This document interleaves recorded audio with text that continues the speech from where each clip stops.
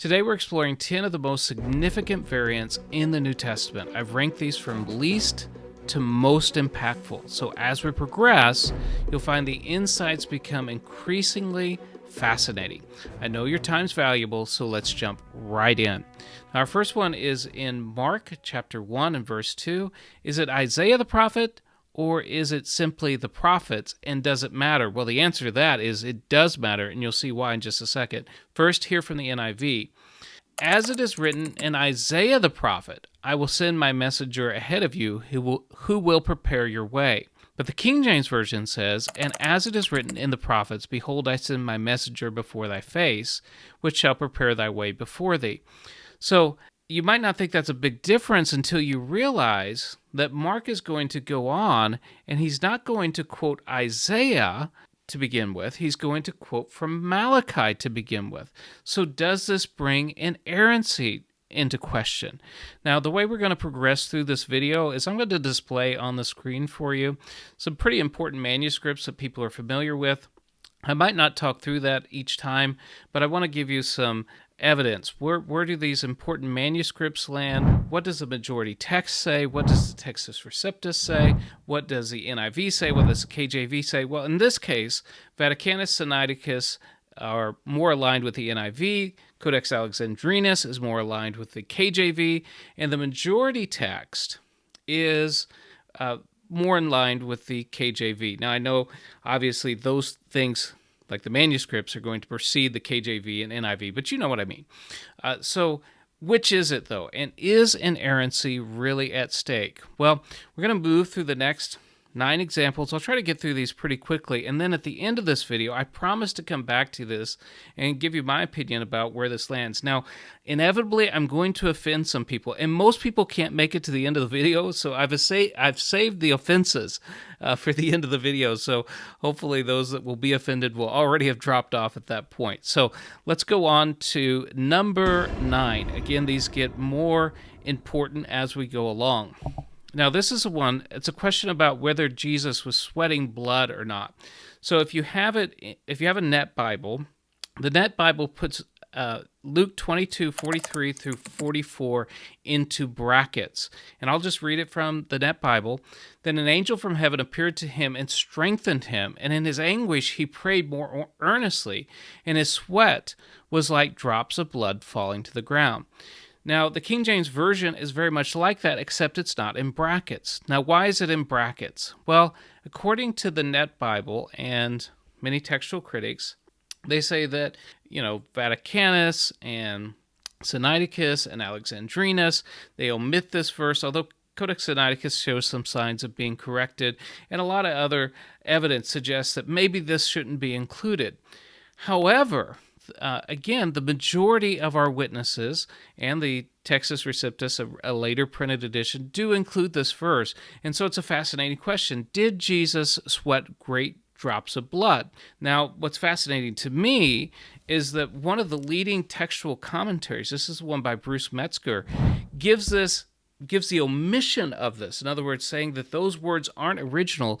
They say that's an A rating. For them, that means that it's virtually certain that these words were not original. However, most translations, even the translations that follow, which that would be most of them, the text critical principles that have been laid out by someone like Bruce Metzger, they retain these words. And so my question for you is, before I circle back to this at the end of the video, is why do you think most major translations, in spite of things that Bruce Metzger has said and other leading textual critics, why do you think they retained those words? I have an opinion about that, but let's go on to number 8.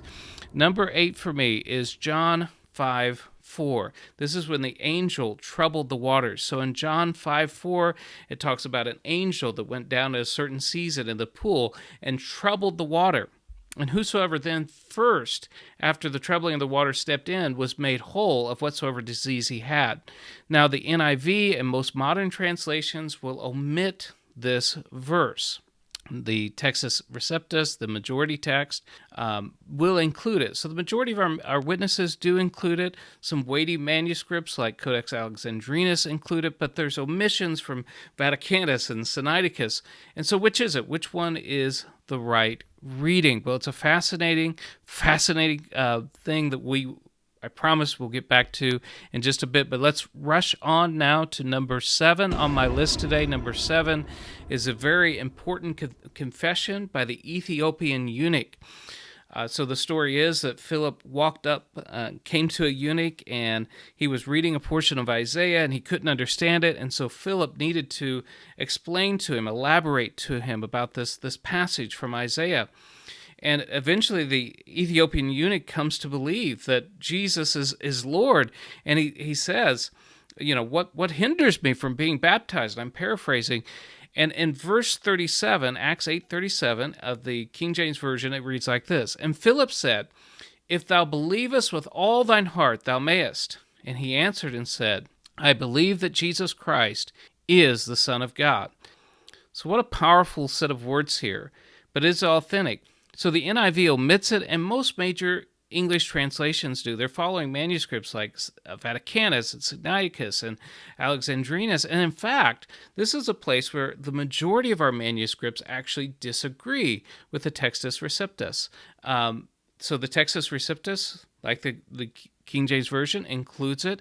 But 86.5% of our manuscripts, these figures of percentages that I've included, these come from Adam Boyd and the careful calculations that he's done, but 86.5% of our manuscripts omit this verse. So again, something that we really need to consider. Now let's hasten on to number 6, where we have these words from the cross. Now again, some of you are going to disagree with the selections that I've made here, so let me know in the comment section what verses you think I should have included and which ones I included that I shouldn't have. Tell me what your verses would be. Okay, Luke 23:34, that's number 6 on my list. Number 6, Father, forgive them, for they know not what they do. The Net Bible has this in brackets. It indicates that it's difficult. Codex Vaticanus omits the verse. Codex Sinaiticus shows evidence of a corrector. It's maybe a little bit more complicated, but probably more favors the omission. Codex Alexandrinus includes the verse. The majority text does include this verse. The Textus Receptus includes this verse. And the NIV actually does include this verse, but gives a footnote here. So why mention it? Well, what I find noteworthy is that, again, Bruce Metzger, in his most popular textual commentary, gives this, and represents the committee in doing this, gives this an A rating as virtually certain that the words ought to be omitted. However, the majority of English translations include it, including translations that follow the text-critical principles of reasoned eclecticism, that is, the method of textual criticism that Bruce Metzger advocated. My question again to you is, why do you think they include those words? So let's hasten on to number 5, 1 Timothy 3:16. Is it God was manifest in the flesh, or is it he was manifest in the flesh, or who was manifest in the flesh? Codex Vaticanus doesn't really give us any evidence either way on this one. However, Sinaiticus and Alexandrinus look like they favor the reading who was manifest in the flesh, or he was manifest in the flesh. And this one's really something you have to put your head around, because in the way that the original Greek manuscripts were written, the difference between these two readings probably wasn't really that great in terms of the appearance of the letters. So is it God was manifest in the flesh, or he was manifest in the flesh? So we're getting close now to the end. I want you to make sure that you stay to the end to see what my top 3 textual variants are, and tell me if you keep them in the same order that I have them. But let's go on to number 4. Number 4 is a similar sort of situation in number 4 in John 1:18. Is it only begotten Son, or is it only begotten God? Now, Codex Vaticanus, Sinaiticus have only begotten God, and Codex Alexandrinus has only begotten Son. The majority text has only begotten Son, and so does the Textus Receptus.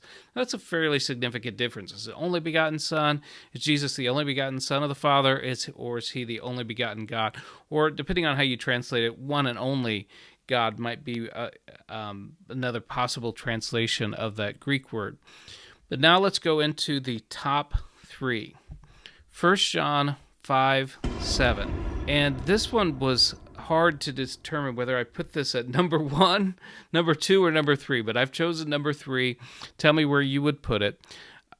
You're probably familiar with this one if you're familiar with my channel, but the King James reads like this: "For there are 3 that bear record in heaven, the Father, the Word, and the Holy Ghost, and these 3 are one."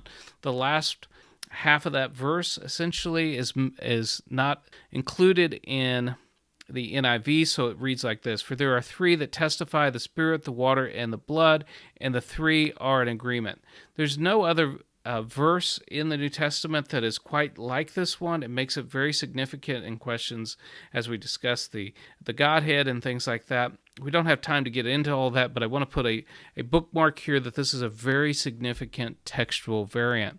Now, final 2. Again, I had trouble putting these in order. The next one I put as number 2. Can you guess what it is? I put actually the longer ending of Mark, what's called the longer ending of Mark, which I think, now spoiler alert, for this one anyways, I think is just the ending of Mark, the proper ending of Mark. 2 early manuscripts, Sinaiticus and Vaticanus, omit this. The vast majority of our manuscripts do include it, including Alexandrinus and pretty much every other manuscript with maybe one exception. So this is a noteworthy textual variant. Now, for number 1, drum roll, what is my number 1 pick for textual variants that have the most impact? I'm going to actually say John 7:53 through 8:11. This is the story of the woman caught in the act of adultery. And this is actually one of the first textual variants that came to my attention. It came to my attention when I was, 16, 17 years old. I picked up a copy of Alfred Edersheim's Life and Times of Jesus Messiah, and he advocated the omission of this passage, and it just really floored me because I'd heard the story about the woman caught in adultery. So, is it authentic or not? Well, I promise to circle back to you and tell you where I land on each one of these. On John 7:53 through 8:11, the story of the woman caught in adultery, I do think that belongs in our Bible. Sometimes I've had some questions about it. It's a little different than almost any of these others, but I've come to believe that one does indeed belong in our Bibles. I think the majority of our manuscripts have gotten it right. The longer ending of Mark, I've already given that away. I do think that's authentic. I think the vast number of our manuscripts include it, and like over 99% of our manuscripts include it. And my point is that if over 99% of our manuscripts could be corrupted, Greek manuscripts could be corrupted, what's to say that 100% of our manuscripts couldn't be corrupted, and that we have all sorts of things in our Bible that doesn't belong? So it just seems to me that Mark, the longer ending of Mark, does belong in our Bibles. Now, as far as 1 John 5:7, this is the one where I will offend the most amount of people. And so if you feel like you're about to be offended, just go ahead and click off this video. But my view on this is that this is a later interpolation. And again, I think the majority of our witnesses, Greek witnesses, have this right. John 1:18, this is one of the rare times I'm going to agree with Dr. Bart Ehrman, who is actually a reasoned eclectic, but he thinks that Only Begotten Son is a better reading here than Only Begotten God. Interesting. The first edition of Tyndale House Greek New Testament also agreed with that, although I'm understanding that they may change their mind in a second edition. Moving back to 1 Timothy 3:16, I'm going to side with God was manifest in the flesh. In Luke 23:34, I think we need to keep the words. I think they're authentic, where it says, "Father, forgive them, for they know not what they do."